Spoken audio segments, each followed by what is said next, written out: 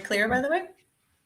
Well, we're live, so you are clear. We're in the clear. That's a 3, 2, 1, and you are live. Well, hello, everyone. Welcome to another episode of Your Next 50, where we invite you to play big, to be intentional, and to conquer those limiting stories that have been holding you back from creating that life of abundance, love, and whatever else you desire. I am Sylvia.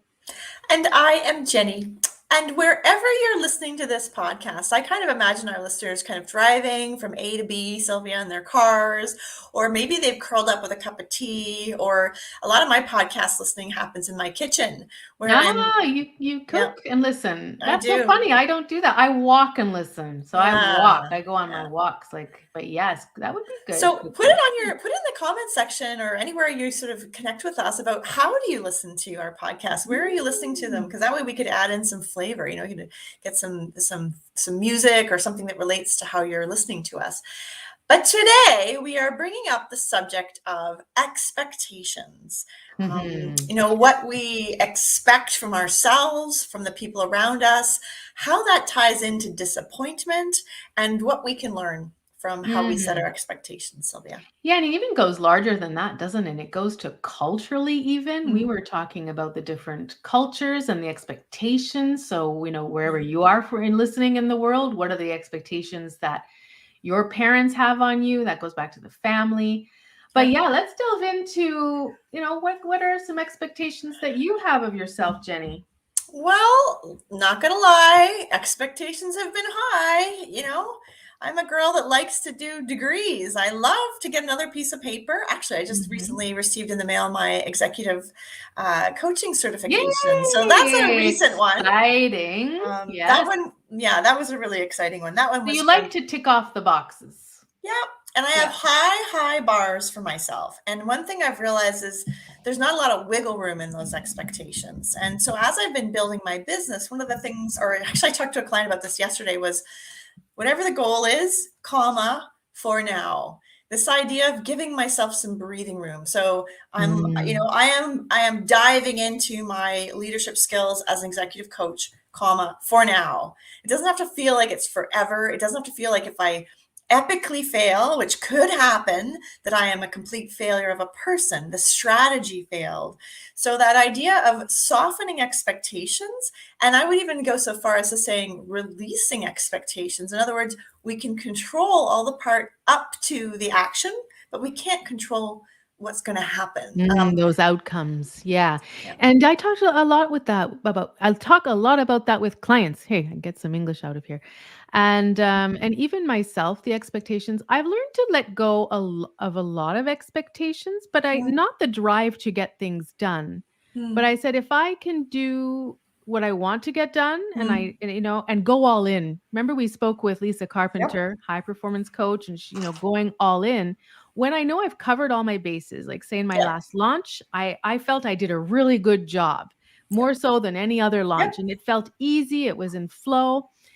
Did I get the outcomes that I would have aspired to? Maybe in my mind, I was hoping for Mhm. larger numbers, Yep. but I'm not attaching those numbers. Like I think previous Sylvia would have said, "Oh my gosh," Mhm.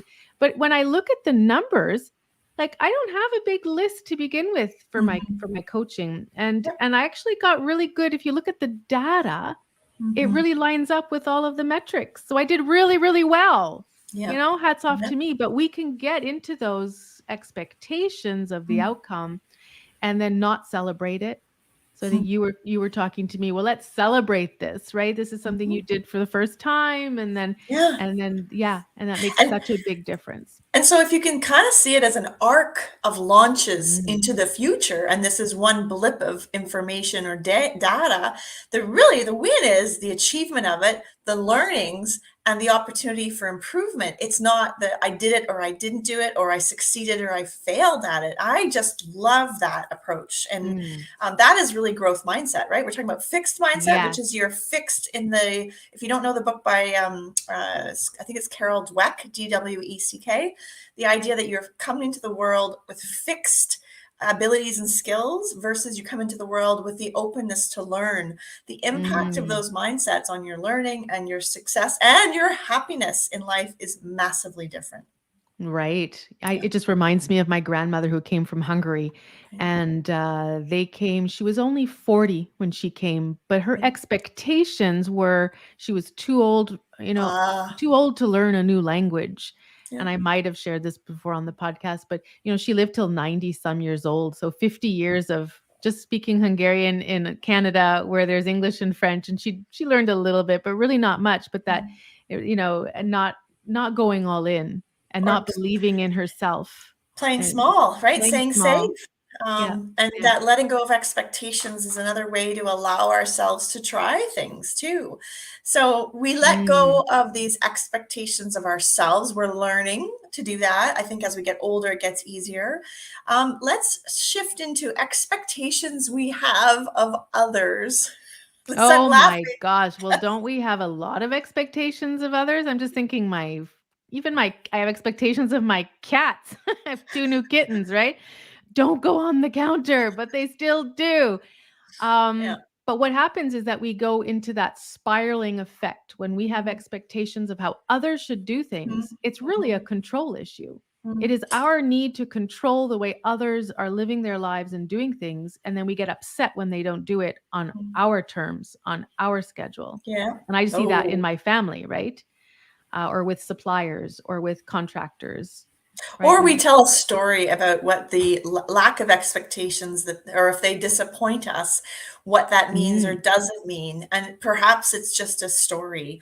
Um, Well, you I don't know, think perhaps, right? Aren't we creating those stories, Jenny? It's and it goes same with us, but we put so much value into it that when something doesn't go well, we think we're horrible people. yeah, So we personalize it all. And same thing with other everything. people. We So totally personalize it. when our husbands don't take out the garbage, let's say it's that, or pay, I don't know, whatever it I is, have a great story. I have a go ahead. fantastic story because it's so appropriate.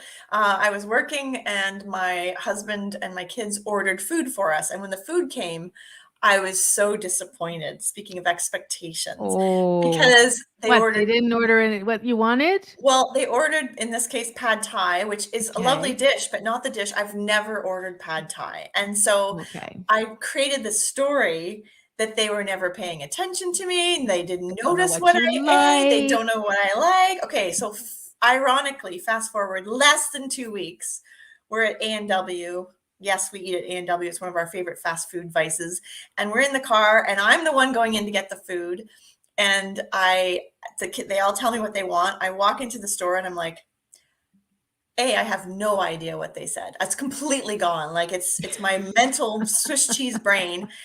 And then I realized that this is exactly what I've been doing to Steve, right? Like, how am I supposed to know I honestly don't know what he orders.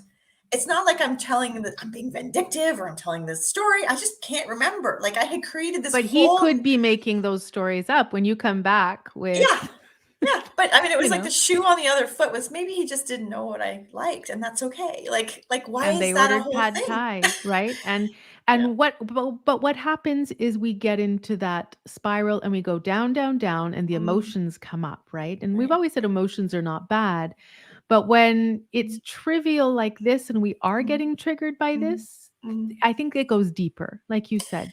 And It's those stories of validation. you can't control other people's actions. So say you throw a big party and you expect certain people to come Mm. and they don't come. In the olden days, the old Jenny would have been so like, I don't know, hurt or upset or, created another narrative. Well, now that I'm on on the other side where, I'm letting myself, if I'm not feeling well, if I'm not feeling up for the party, I'm giving myself permission to not go. I can actually release my expectations when I'm the one hosting the party, that maybe something came up. Maybe it's as simple as that, right? That's Yeah. all. I can't control other people's behavior. I'm letting go of my expectations of others. They don't read, it's amazing. They can't read my brain, Sylvia. They can't like mind meld my brain to tell me exactly or to find out exactly what I Mm. need. And also just a little bit of, I know I'm a good friend and I'm a good colleague and that I trust people. I have to let go and trust people and let them be responsible for themselves. Mm. And, we were talking just prior to the show starting about our parents, an Right. example of parents they don't and cultures. Yep. We got into it saying, think of cultures, other countries where parents have expectations that you get married. You live at home and you get married and then you leave the house. Yep. But you have to, marry within, say, a religion or a caste or, and these young people coming up through this no longer want this. And then the hurt and the worry they have Yeah. about disappointing their parents is so strong. And we were like, here in North America, it might not be so strong about the marriage, but it's, they don't want to bother. So they don't It's the call very reverse. often. It's the reverse. Very Yeah. interesting. And my mom's the same way, I find. Yeah. Doesn't want to bother, so doesn't call, but then probably has expectations that I would call more often. And I don't, but not always. Yeah. But yeah, so what are those expectations? And again, are they triggering you? What are the expectations we have on our kids? At one point, a coach said to me, they are just kids, And I'm like, oh, you're right. Like, do I have an expectation that they act like a 15-year-old when they're only 5? And putting it into perspective that way made my parenting, like they're still young and they still will make mistakes. Their brains are not developed yet. I can't expect my 13-year-old to act like a 25-year-old and make the same decisions. Yep. Or remember your favorite order. Right. And I remember a session I did on mental health for teenagers, which is of course near and dear to my heart. And them saying to me, there always has to be an adult in the room when you're discussing things with teenagers. And I was like, but I don't want to be the adult in the room. I want to be the teenager in the room. And it really put it in perspective again. This is your responsibility. This is your job. Your number one job is to not lose your cool when you're talking about teenagers and to listen, letting go of expectations of what kids are supposed to be like or not supposed to be like, or all that good stuff. That's a lifelong journey. And it serves us all well, because with expectations come resentment. With expectations come so many other pieces. So I think this is really important. If you're listening, is there things you're expecting of others that are not articulated clearly? And if they are not, can you say them out loud? And it comes back again when those expectations are not being met. Then we're taking it personally again. Yep. I'm a bad parent. I'm a bad boss. Yep. Oh, they hate me, right? And it goes back like expectations on ourselves. So we're always going back. We're always bringing it back on us. So if we can depersonalize what is happening and actually having no expectations, we're much happier. What about this idea of throwing in more joy? Like if I think about outcomes for my business, something I've been often using or even sharing with some of my clients that are in fundraising is, could we be more playful in fundraising? Could we set targets, for now, right? Like being wedded to this target as a finite, real thing that you either win or you lose. Campaigns is such a terrible word for what we do, but if we could kind of come at it more playfully and look at our activities and our actions and making sure those level of activities are up, the outcomes will happen, right? But we're not tied to our success being tied to that number when we hit that number. Like when I hit X, I will then be a great salesperson, a great fundraiser, a great mom. The day that my kids, that kind of thing, it really shifts the focus, because it really is more about the journey than it is about achieving the destination or the thing. That's a and it goes back to using your will to make things happen. But then when you get the results, not taking it personally and just looking at the data. Oh, what did we do differently this campaign than we did? What did I do differently in my business? How come I this week didn't get as many Instagram followers or I didn't get enough clients? My clients all want more clients. Well, then we look at the data. It's not because you're not a great coach or yoga teacher or whatever it is you do. It really is, maybe you were less present. Maybe you were less visible. Maybe you didn't put out that campaign or that new program. You've been waiting on the sidelines. But then we get into the longer we wait with those feelings, the more that aggravation and those stories build up. And those stories are not true. But then that puts you in a freeze pattern and you're paralyzed and you don't take action. Right? Oh yeah. Oh yeah. We've all been there. We've all Yeah. been there. Well, and I see it. So when I'm coaching with senior leadership people, you can get really hung up on your expectations of your team, for Oh example, my gosh, yes. right? We And both we're yeah, worked under people and yeah. And you yeah. get these expectations about how things are supposed to be, or the last time you did a comms plan that looked like X, right? And all these kinds of things. And letting go of those expectations and trusting that the people that work with you understand the outcome there, where you want to get to, and trusting them, how it goes. And if it doesn't go the way you guys planned, it is an opportunity. It's not a failure. We suck. I mean, how many times it's pretty hard to get up the next day for work after you've essentially deemed yourself having flunked a campaign or flunked Mm, an initiative or mhm. flunked something. And who wants to go to work the next day? But I must say there are a lot of leaders Yeah. who are not good leaders. Yeah. Unfortunately, I not to that's like Yeah. Debbie Downer here, but I'm just thinking, and there are lots of good ones, however. But if Yeah. you find yourself, working with clients you no longer want to work Yeah. with, or work in a situation or a team that you don't have a good boss that you don't like, I mean, how can you use your will Mhm. to change things? I Mhm. think though that's Mhm. important as well. What are the steps you can take to improve your situation? Hmm. That's what we talk about. Yeah. We're so much about what can we learn from this, and how can we shift things? How can it be your best next 50, right? Like, Yeah. take a look, take radical responsibility, to use that language, and how can you shift it? I wrote here in our notes here, expectations kill the joy. It's so true, right? Well, they do. And it goes back to that party that you were talking about, Yeah. right? Yeah. It's if you were expecting, but and often we have expectations, but we don't tell people Yeah. about them. So how can Yeah. we, do what you want me to do if I Mhm. didn't know about it, right? Mhm. And so Mhm. I'm always talking about, well, were your expectations as a CEO in your company, were your expectations extremely clear for that Yep. person? But I'll get clients who will say then, well, I just assume they know I'm paying for them. I'm paying them to do this. And I'm like, oh no, having Yeah. had a team with very experienced people on it, the expectations have to be so, so clear because I can interpret a line like this and you will interpret it like this and you'll go off and do this, but you need some guidelines, right? So, and I want to qualify the difference between micromanaging and Oh, yes. expectations, because people mix that up, right? Micromanaging is go do this thing, do it this way with that thing, and I want to see Control. that, Yeah. right? Control. When we're talking about expectations, it's like my expectation is that by the end of the project or XYZ, we will be blank, blank, blank with XYZ, right? Being really clear about that. I think that's a really important differentiation.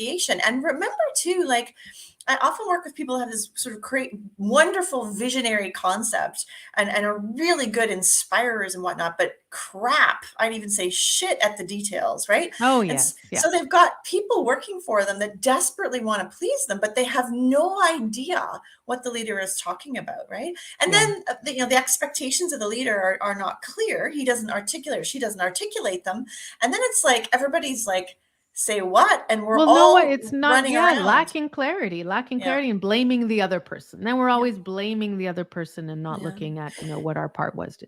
So one of my favorite questions to ask as a coach, and if you ever coach with me, you will hear me ask this question. It was asked by one of my coaches to me that really stopped me on my tracks. And where are your fingerprints in this situation? Dun, dun, dun, dun. Yes, they're all over the place. They're all over the but even I've been on the I think I have been that micromanager person, Mhm. especially when I worked in communications and every word had to be spelled right. I mean, that's where we're marketing people. I mean, they do have Yeah. to be spelled right. So I very meticulous. But I think my staff got to know me, so they paid a lot of attention. I Yeah. think, those types of expectations as well. I expect this to be, well, I don't want to have Yeah. to redo the whole job. And then going all the way to the other where I'm like, well, you just, I've paid you to do this, you do it, but then getting it back. So I think I've been, I think Yeah. we teeter and we Yeah. learn with experience. But now as a leader, I've learned and teaching my clients to really give people those guidelines so that Yeah. they can help you Yeah. and you can help them. Yeah. Both achieve the same thing. We both want results. We both want the good results. And we Yeah. both want to be, working in a climate of joy, of happiness, where we love to go to work and we will thrive. And we right? have autonomy, that we know that's one of the factors for success and happiness. I'm thinking today, if you needed to hear this podcast, if you're thinking about something around work that's dragging you down or whatever, remember, the only thing you can control is your mindset. You cannot control the outcomes. You can only control your actions and your activities up to that thing, whether it's, my kids are in the middle of university applications, right? You can only control what you put in the application. You can only control how well you manage the sales cycle. You can only control how much you study for the test or the job interview.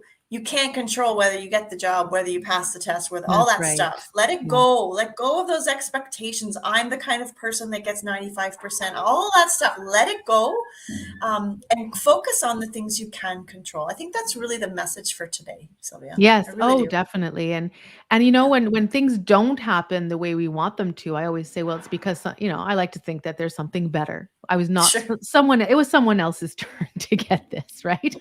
My husband then says, oh, I don't like that. That's just, you know, too woo-woo out there. But I was like, well, no, we could, again, I don't want to go down in the spiral and start thinking, oh, it's all about me and how bad I am. No, it just wasn't my chance. What could I have done better? Right? I mean, what could I have improved next time going into that next job application or whatever it is? Yes. So definitely. What a great conversation. Yes. So letting go of expectations of yourself, letting go of expectations of others, and letting go of expectations of outcomes. Those are the three that we've talked about today. And they're sort of the three, whichever one you needed to hear today, dear listeners. I hope we've reached you to let go, so that you can be a little bit more joyful, a little bit more aware, and hopefully, if we let go of the expectations, we're feeling more comfortable to try things and to play a little bigger. Well, that's what we're all about, Jenny Mitchell. Playing big, conquer those stories, right? Speaking of playing big, we got pretty big, somebody wonderful coming next week. Tell us more, Sylvia. No, you've got me. I got it. You've got it. I don't have that in front of me, Jenny. I have it in front of me because we're live, and then this is how it's going to go. That's how we roll. So listen, our guest Valérie Pisano is coming. Valérie Pisano, yes. She's going to talk about owning her seat at the table, and especially women's roles in male-dominated sectors. She's in the artificial intelligence sector. This will, as you're listening to this, we are recording this just before the holidays, and this will be our first recording after the holidays. So I wanted to wish you all Happy New Year on behalf of your Next 50 group. But That's so true. We hope you had wonderful holidays and that you are ready to just have an amazing 2022. Can you imagine? We're in 2022. Can't imagine it. So Valérie will have some lessons for us. I know her since she was maybe 23 years old or something. Really? So yes, it's been a long, and she's in her 40s now. So we've go back a long way, and she's just made her mark in all of these sectors where there were few women. But she's a dynamite, so can't wait to chat with her. Well, I wonder what it would be like for her to let go of expectations, or what she'd talk about that. As I can't wait to ask her. So we'll keep that on the list. If you like our show, please subscribe, send it to a friend, and give us a review. We've got like over 20 5-star reviews, and the more it's reviewed, the higher up it goes, and the more people can see it. And we appreciate you. Thank you so much. And we will be back. We're back here every Wednesday on the show with a new episode. And we can't wait to ring in the new year with you. Sounds wonderful. Bye, everybody. Bye, everybody.